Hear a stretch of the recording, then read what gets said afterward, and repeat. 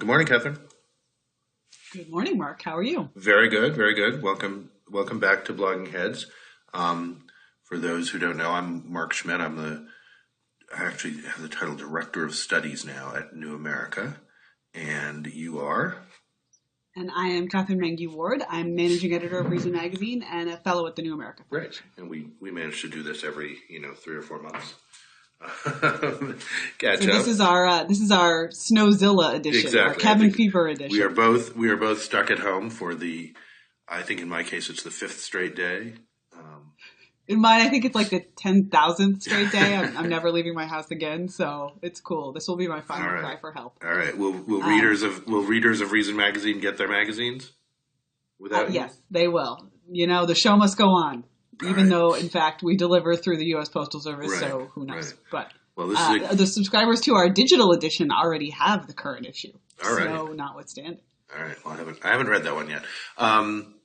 Yeah, the whole idea that we can all do our jobs just as easily from home is being put to the test this week, for sure. So let's see. We are a week away from the Iowa caucuses, the much maligned Iowa caucuses, and that's not the only thing we are going to talk about. But let's catch up a little bit on impressions of the presidential race. You did something nobler than I did last night, which was that you actually watched some of the Democratic town hall, which actually I heard was really good. Yes. Where are you leaning? If you had a vote in the Democratic caucus in Iowa, where are you? What corner are you leaning towards? If I had a vote in the Democratic caucus in Iowa, I would stay home and drink hot chocolate and not participate in any way, shape, or form. So that's an easy enough answer. But I think, there are a lot of libertarians, which I am, who are supporting Bernie Sanders. And I think that's something that's sort of interesting to look at. It's a sort of part of the kind of topsy-turvy political landscape we're in right now. I think a lot of those people are the people who liked Ron Paul before. They appreciate the career-long consistency that Sanders has shown. That said, I think it's crazy for libertarians to support Bernie Sanders because that guy, he is not going to implement policies that we like, even remotely. Right. Including last night, he said that, he would raise taxes. And again, it's very appealing to have a politician say, I want to spend a bunch of money, and the way that we get the money to spend is to raise the taxes. Because nobody says that, even though it's this sort of crucial, brutally obvious thing. So I like that about Sanders. I like that he just straight out said it. I think the fact that he straight out said it shows that he is not probably going to win the nomination. What about you? Who's got your vote? I've become, it's an interesting phenomenon when you see people who, whether they're libertarians or people who don't actually fully share that philosophy, be attracted to Sanders, be attracted to Ron Paul. I mean, I knew somebody 8 years ago who, super liberal, gay, etc., suddenly thought Mike Huckabee was really cool for about 3 weeks, because he had a sort of straight talking approach. For a moment, he seemed like he embodied the kind of, Sam's Club Republican approach. But was just, I don't know. I mean, I think people get weird about this stuff, and you're simultaneously kind of looking at a personality and a set of policies, and it's right to look at the personality. It's interesting that that the old cranky guy seems attractive to a lot of younger people. Correspondingly, Rand Paul doesn't seem to have captured any of the interest that his father did. Right. And I think, this is the flip side of the Trump phenomenon, in which people are saying, or at least one interpretation of the Trump phenomenon is that people just want an outsider. They want someone who they don't perceive as a sort of standard politician. But in a way, the sort of Sanders and Ron Paul category, those guys have always been politicians. They're like politicians in their souls for decades.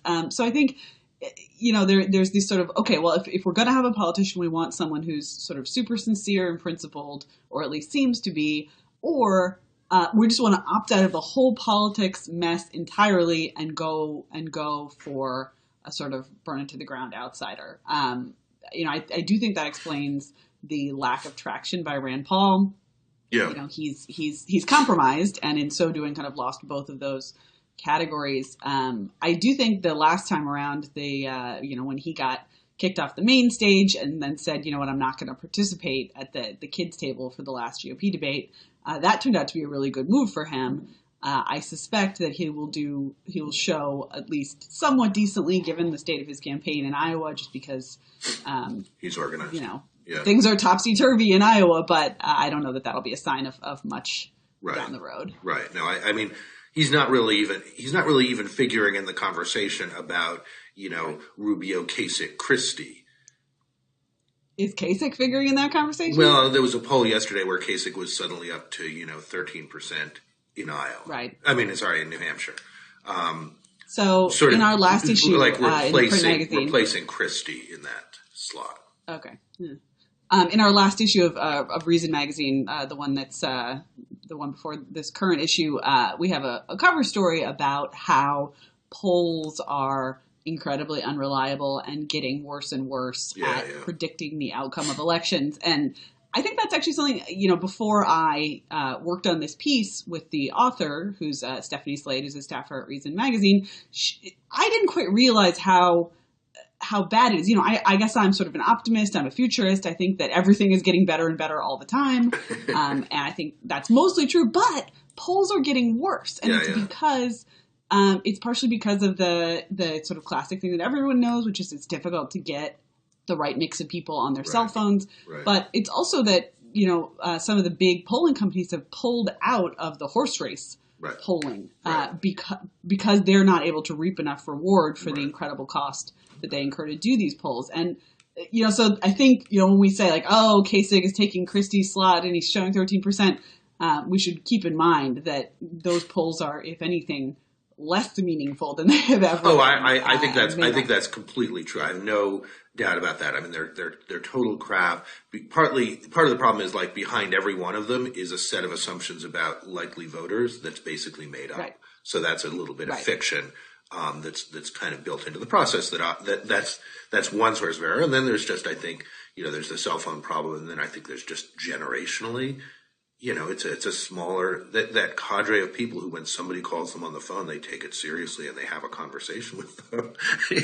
Right. I mean, God knows, I haven't answered my phone in months. Well, I mean, I just we have a joke. I don't talk to people. We have a joke in my house. You're lucky I answered your call. Right. Thank you 3 times because I couldn't get that set to work.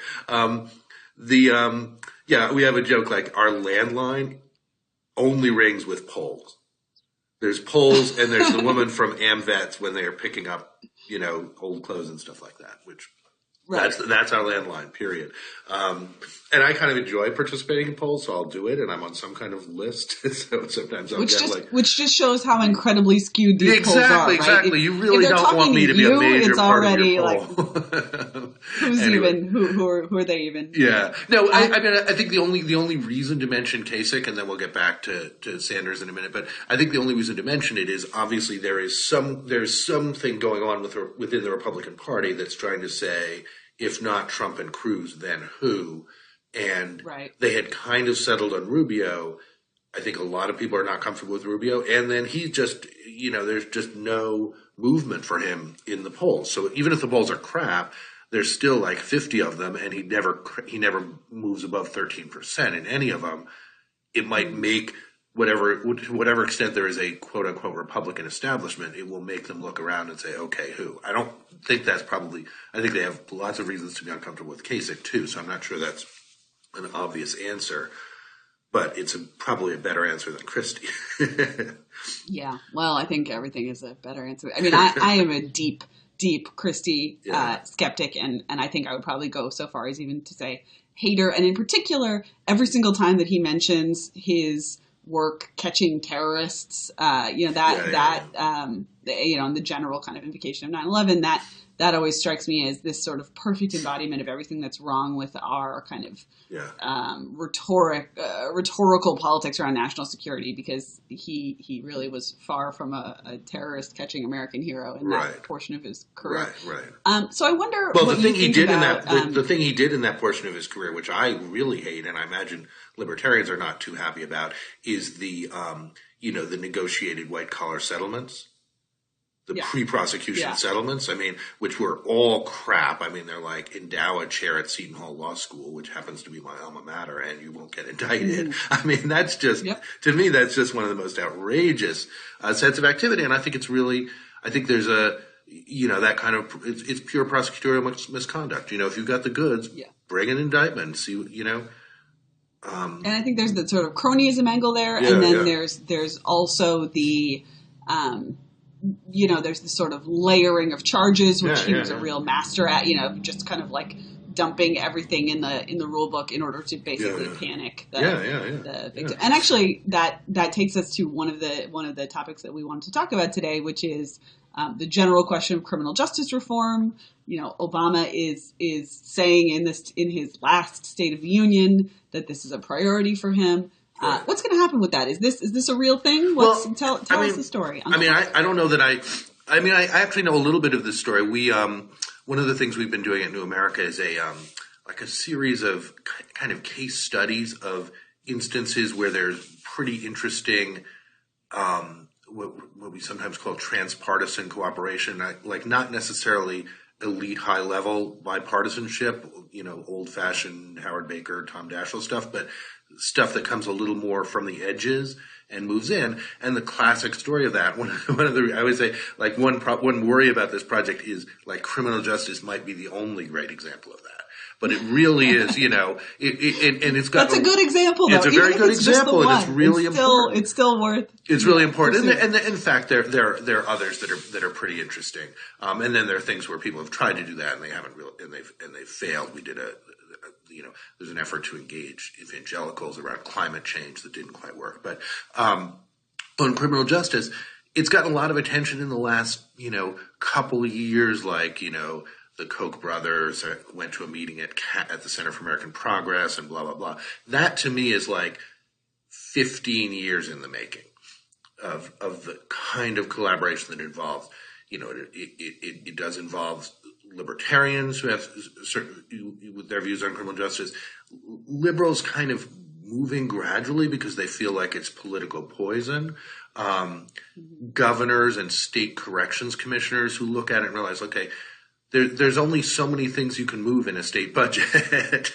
And, there's education, there's roads, there's Medicaid, and there's the prison system. And there's probably one of these that we could actually move the costs down if we wanted. So you've got a whole set of, you had a set of things really coming together to really think about, a real reversal from the mood of, the 1994 crime bill, to really think about how to reform the criminal justice system.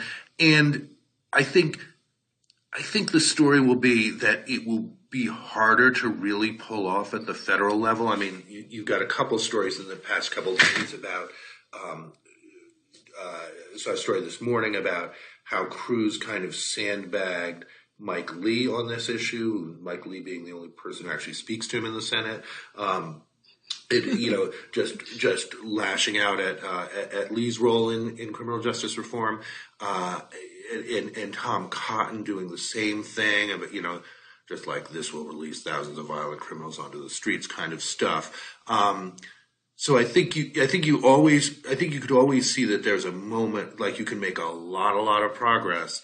And then if you hit the stage in the middle of a presidential season and everybody's kind of being crazy anyway, you can easily, hit politics and that whole thing falls apart despite, years of cultivation, lots and lots of money coming into it, not only from the Kochs, but also from Pew Charitable Trust and some of the other foundations. I mean, kind of doing everything the way you're supposed to do it. And then, you could just get sandbagged at the end. I do think most criminal justice is in the states, and I think you'll probably see more success at this moving more quietly in the states. I mean, that's, I think that's right. And that's where we initially saw success with, and are seeing success with reform on the kind of narrower subset of drug laws, right? Right. Not just the sort of high profile legalization of marijuana for recreational use and that kind of thing, but also mandatory minimums, which moved,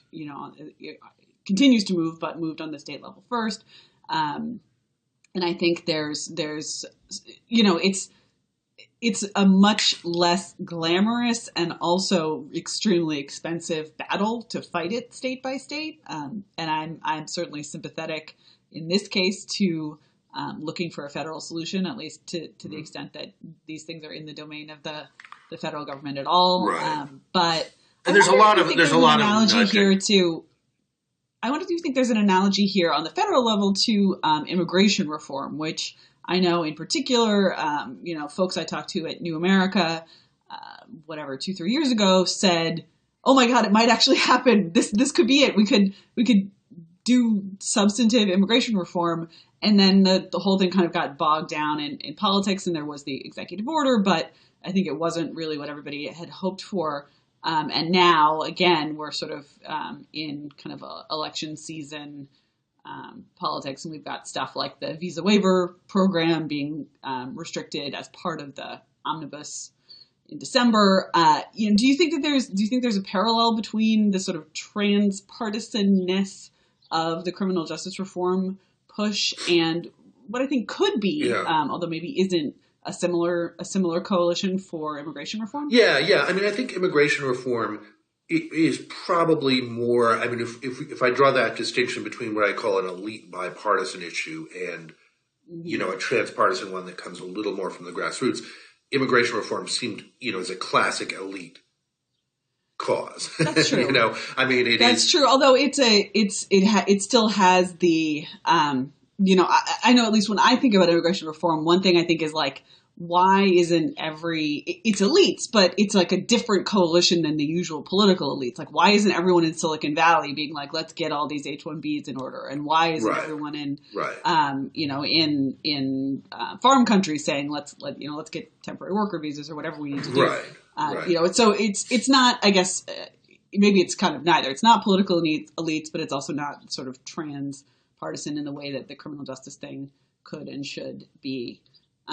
Right. But well, I think the similar kind of election season madness crushing promising reform thing. I mean, maybe that's just politics. Yeah, there's nothing special about those two issues. Yeah, I'm not sure I think what's unique about immigration is there was a pretty clear vision on the part of Republicans after the 2012 election in particular, like, we need to do something about Latinos and, maybe immigrate. Now, of course, immigration isn't necessarily a live issue for, a very large portion of Latinos, but anti-immigrant politics hurts a lot.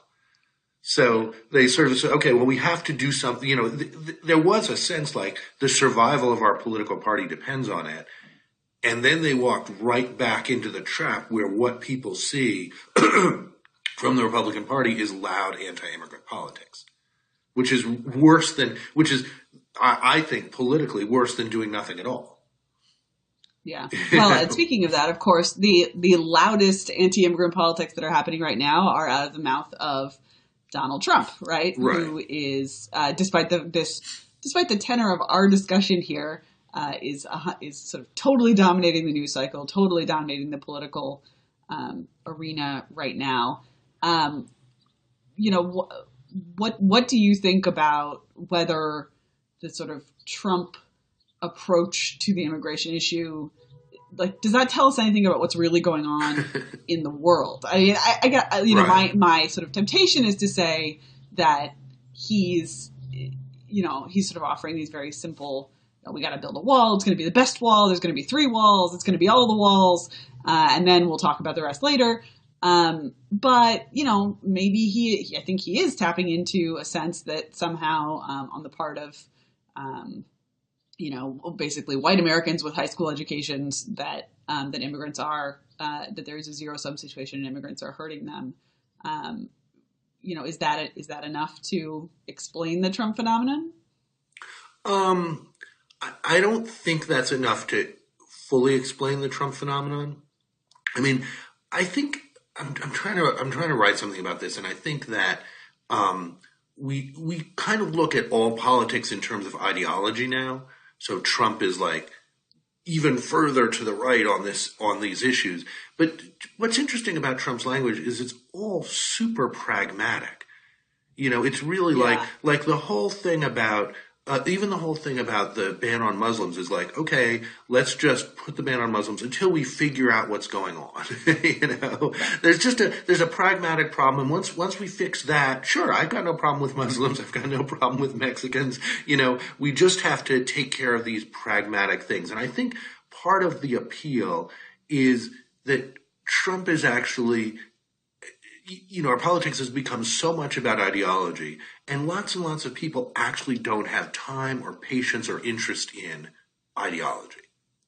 Like they see it as a zone of conflict. They don't want anything to do with. Let me just quickly finish this point. And so they almost like the appeal of Trump. I often, write about the decline of liberalism was not just, okay, it was an ideology that people had problems with. It was that it pretended not to be an ideology. There's a quote I often cite from John F. Kennedy in 1962 at the Yale commencement, and he says, "The problems of our time are not problems of ideology; they're problems of expertise to be solved by experts." And referring mainly to economic problems, and he's basically saying, we're not in a world war. We just have problems to solve. But clearly, like, that's a crazy thing to say, a year and a half before Goldwater. And like not getting that was a huge problem for liberalism. And you feel like you almost hear an echo of that in Trump.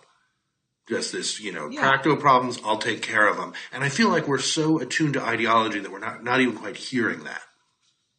Well, certainly attempts to respond to that kind of sort of those kind of proposals and that kind of rhetoric with ideological arguments have been spectacular failures, right? I mean, I think that's the place where you really see this happening is Trump says, yeah, okay, so let's just, as a practical matter, let's restrict the travel of a group of human beings based on their religious identification. And everybody says, oh my God, you can't do that because of all of these important principles on which our nation is founded. And Trump's like, I don't really understand what you're saying. And Trump supporters are like, I don't really understand what you're saying. Right? And I think you see that, again, this is the thing that Rand Paul does that makes me like him and also makes him not get traction is he's one step away from like that Libertarian Party guy, like holding his little pocket constitution up and being like, but the Fourth Amendment, right? And it's that actually is the right response. Like it is the right response to be like, no, the reason we can't do that is because rights.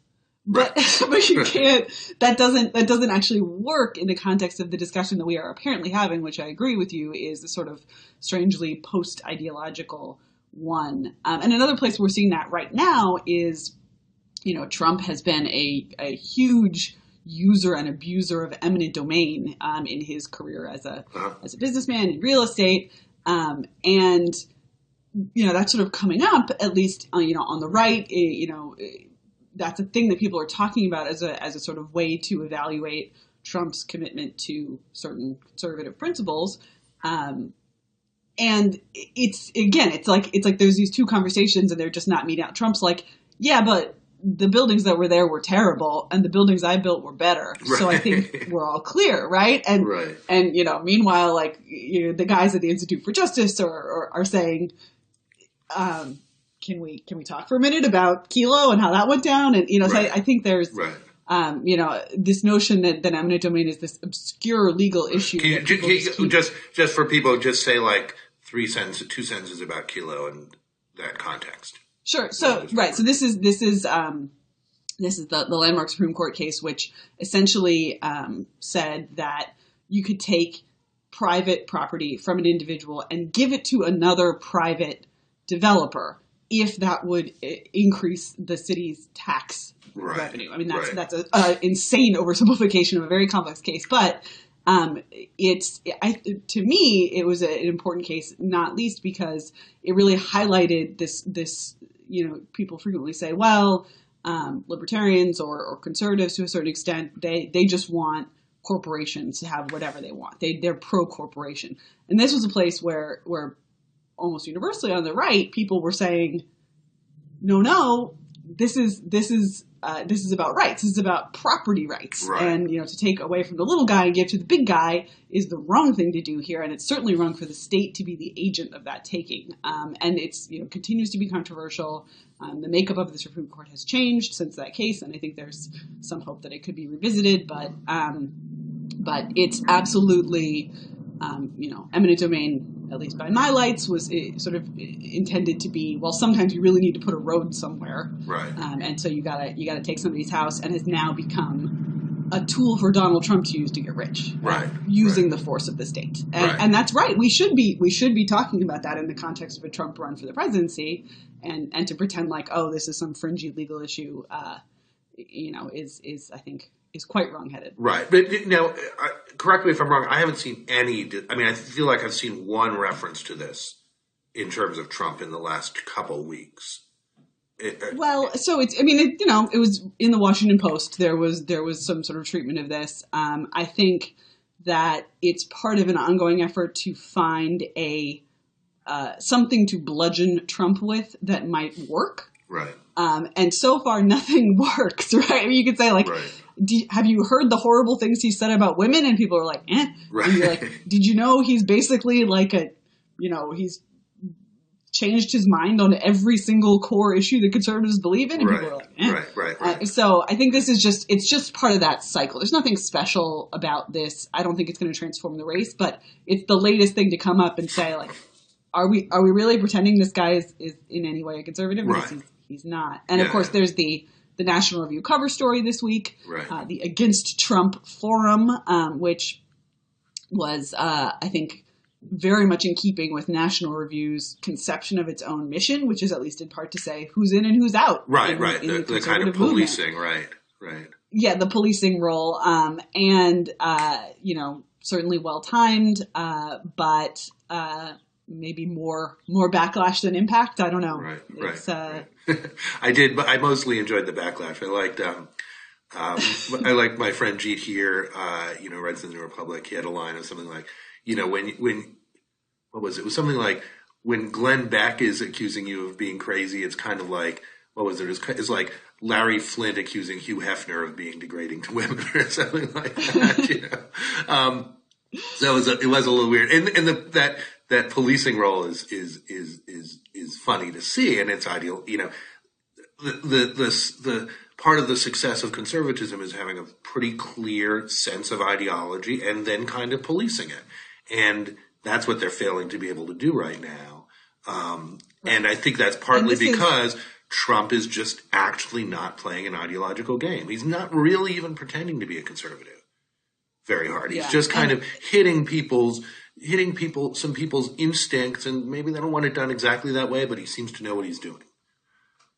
And this is something that, National Review for at least the last 5 to 10 years has been saying, no, the Republican Party is not the party of resentful, bitter white men who are clinging to their guns. That's, there can be more, and there is more to American conservatism and by extension, the American Republican Party than that. Right. And I think one reason that National Review has gone on the defensive right now and has done this cover is because the success of Trump suggests, oh God, maybe that is what the Republican Party stands for. There was a after all.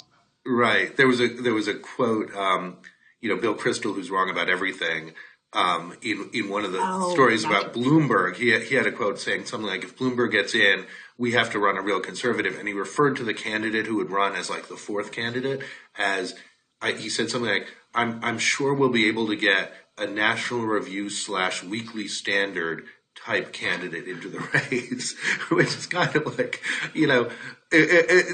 it's like saying, like Democrats saying we're going to have a dissent / Jacobin candidate or something like that. Magazines that are not really read by that many people, with all respect for Reason and others, that's kind of not how we define the idea that that's how we define our politics seems like kind of a delusion, Maybe, although at the same time, I would say it's not crazy to have described John McCain as essentially the Weekly Standard candidate, and he didn't win, but he did win the nomination. He is a serious politician. He had, he had a shot. So I think, obviously Bill Kristol and Rich Lowry don't get to choose the GOP nominee, right? Like that's not how it works. But don't you agree that it might be better if they could? I mean, given what we're looking at right now. Well, they'd probably pick Chris Christie. They picked Sarah Palin. No. They don't have a great record on these things. Well, depends on how much you credit or blame them with past performance is no predictor of future. Future behavior. But, That's right. I mean, anybody, obviously, there are two leading candidates who pretty much, from my point of view, as people occasionally say, you can find, open the phone book and you can find somebody better. But so sure, I'll turn it over to Bill Kristol and Rich Lowry. To those guys. I think that the Democrats have consistently succeeded in scheduling their debates and town halls and what have you at times and in places that no one has consumed them. Like I know even political journalists are like, oh my God, it's Saturday night at 9 p.m. Like, I'll watch the highlights tomorrow. We'll watch the parody on Saturday Night Live later. We'll wait till Tina Fey tells us what to think.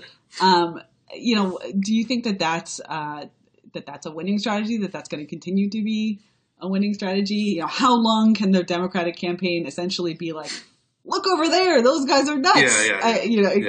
Well, all the way to election day. It's getting a huge amount of attention now.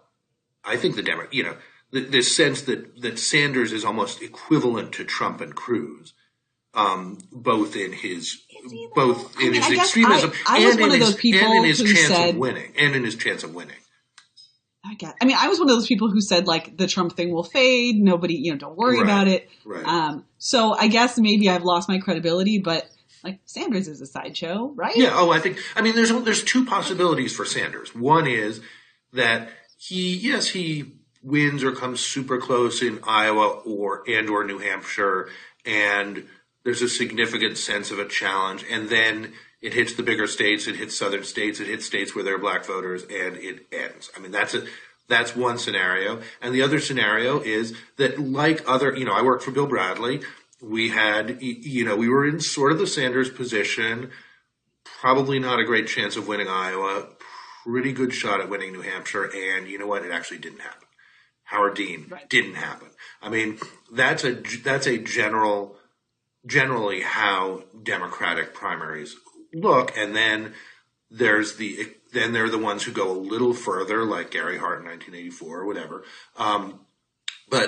But mostly once you hit the South and you hit bigger states, Democratic establishment is pretty unshakable, and there's no establishment support for Bernie Sanders. So, I mean, Bernie Sanders is definitely not going to be the nominee, and I'm fine with that.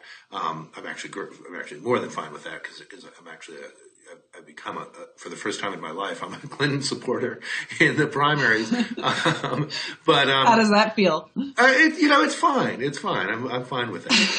I didn't have it. I was a pretty avid Obama supporter, but I was never a Clinton hater in 2008. But I come from kind of a little bit of a different tradition in the Democratic Party, but it's not a socialist tradition. I'm not, I think there are things to be said for single payer health insurance. I think it's crazy to sort of get off the track we're on and try to get on that track. But what was I going to say?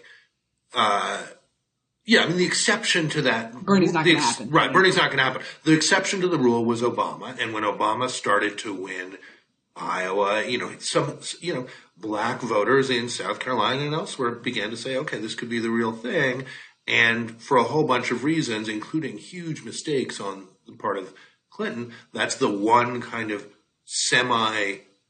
counter-establishment challenge that actually broke through. But that's, it's really hard to see that happening with Sanders. But obviously he's putting a set of ideas on to the table that people are responding to. And it's interesting because in some ways it's the opposite of it's a little bit like Trump in that it's a personality and he seems consistent and he seems not an ordinary politician and all that's appealing, but it's also I think some very specific ideas, and I do think like getting out there with a really ambitious free college plan, that is tapping into a very live reality of life for people in their 20s and 30s.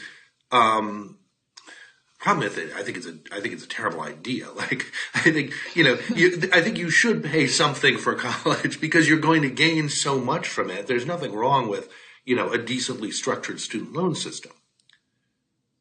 Yeah, it shouldn't saddle you with it shouldn't saddle you with $80,000, but there's nothing wrong with kind of, in a sense, borrowing against the tremendous earnings you will gain from a good education program.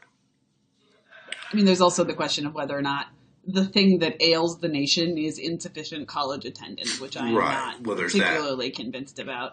And I think, making college more prevalent and giving people less of a stake in being a success in college is probably not a way to push us in the direction of that. I mean, I'm fine with more college. I think we need less, crappy programs that leave people with debt and nothing else. So to sum up, more good college. More good college, or more good something. I think you have to spell good with a U there. So more good.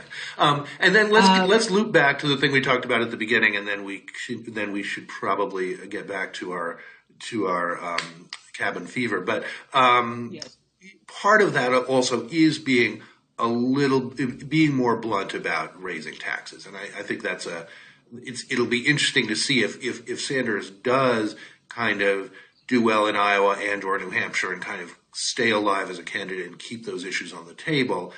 It will be interesting to have a voice within the Democratic Party that's basically saying, if you want big programs, you've got to have taxes. Now, I'm bothered. It annoys the hell out of me that he, like Clinton, thinks that you can do almost all of that on what the very, very rich or the billionaire class, as Sanders puts it. I mean, and even his proposal for raising the Social Security threshold, the point at which you, I mean, basically increasing the taxes you pay for Social Security, even that doesn't kick in until you have $250,000. So right now the limit, you stop paying Social Security taxes at I think like $103,000, and he would keep that and then only kick the tax back on above 250. I just think that's, I don't know why we can't just say, yes, the 1%, the billionaire class or whatever have really done bizarrely well for themselves in the last few years, and we can address that. But, the top 5%, 10%, we've also done fine, and have some obligations if we want to have things like, government-funded paid family leave or free college or things like that. So it's kind of crazy that in a way, I wish he'd be more blunt about raising taxes and saying, if these are shared goods, we're gonna pay for them in a collective way, and not just expect that somebody richer than us and richer than anybody we can even think of is going to pay for it. Yeah. And I think, this is the same, again, to kind of bring us back, this is the same role that Ron Paul, and still to some extent Rand Paul, plays for Republicans, because the Republican version of this, right? Sanders says, if we want to buy all the things, we have to tax all the money. And for Republicans, it's, listen, if we want to cut taxes, we have to cut programs. Right. And, Republicans are incredibly loath to admit that. Even guys who in the 90s, like Rick Santorum in the 90s was a big balanced budget guy. And I mean, there are people who are still active in the party today who think of themselves as fiscal conservatives, but are actually just tax cutters and therefore debt increasers. Right. And that is, to force the same kind of tough decision making on a kind of conservative or libertarian token is to say, all right, what if we're going to have less monies coming in? what are we not paying for anymore? And, I of course always love the like ritualistic part of the early primary debates where all the Republicans say which departments they would cut, like kind of fantasy football in reverse or something. Yeah. But it doesn't happen. It never happens. And, I do think like Rand Paul's budgets, which he actually has done, real budgets, which is not super common. He does say, okay, I want to spend more on the military, but that means I'm going to spend less on X, Y, and Z. Right. In a pretty concrete way. But that is still the exception, not the rule. Right. And forcing that conversation is something that these kind of outsider candidates can do. Right. But again, in a debate that's dominated by Trump, who just I don't hear them doing it. I mean, I'm not hearing a lot of that. They can't even talk on that level. Yeah. There's nothing. They're so far from that conversation that they're not even pretending to think about cutting something. Right. And even then, it's pretty fun. I mean, you have things like balanced budget amendment, which is an abstract idea, not an actual program cut. And you have things like, I'll eliminate the Department of Education, but then, which programs funded through the Department of Education are going to go away? I mean, yes, there's a bunch of $10 million programs that should go away, but that's not. And even that stuff it was not a part of the debate. This time around, it was not really a part of the debate last time around. Right. But there was at least still. And frankly, the whole sequester foofara did for a minute in Washington did force a conversation about, not just reducing the rate of growth, not just, sort of rebalancing here or there, but actually cutting some stuff. And in the end, Congress proved wily in essentially avoiding that, not least by jamming everything that actually did get cut back into this last omnibus. So. Well, I want to just make a kind of prediction about this, which is really to say that while as interesting as it is that Sanders is talking about taxes and the fact that if you want these programs you have to raise taxes, in fact I think we have kind of a truce on taxes at this point. Hillary Clinton doesn't want to do much with taxes. She's not going to talk about it. She's not actually going to create big spending programs. She's going to create things that work around the edges, that incentivize states, that use regulatory power. Some things you might hate, some things might be kind of great. But we're not talking about big programs here. Obama needed, when we were talking about the grand bargain, we needed to talk about taxes. If that's what people were interested in, taxes had to be on the table. That's done now. So I think you have kind of, really no taxes on the Democratic side. And I think you have less energy or enthusiasm about cutting taxes on the Republican side, aside from I don't know where some of the corporate tax stuff and the foreign taxes is kind of beyond my ability to understand. But even the fact that on the Republican side that's where they are fighting at this point absolutely is corporate tax. It absolutely is repatriating think on that kind of thing. That's very marginal. I agree with you that essentially the debate about taxes is not central and isn't going to be. Right. Which is new. All right. Well, Catherine, anything else you want to put on the table? Do you have a good recipe for hot chocolate for me? I saw my daughter do you just make it from the powder, or do you make the fancy kind? I think we generally make the fancy kind. Where you boil the milk and then it's really a pain in the ass to clean the little pot. So, anyway. Okay. Well, go and enjoy some fancy hot chocolate. My daughter just says you can do it in the microwave. It's fine. Doesn't taste as good. Okay. So that's your tip see, for the there's day. From an actual, that's our tip. Hot chocolate in the microwave. Heat up the milk before you mix it in. From an actual expert. All right. right. Good talking with you, Mark. Heat up the milk before you mix it in.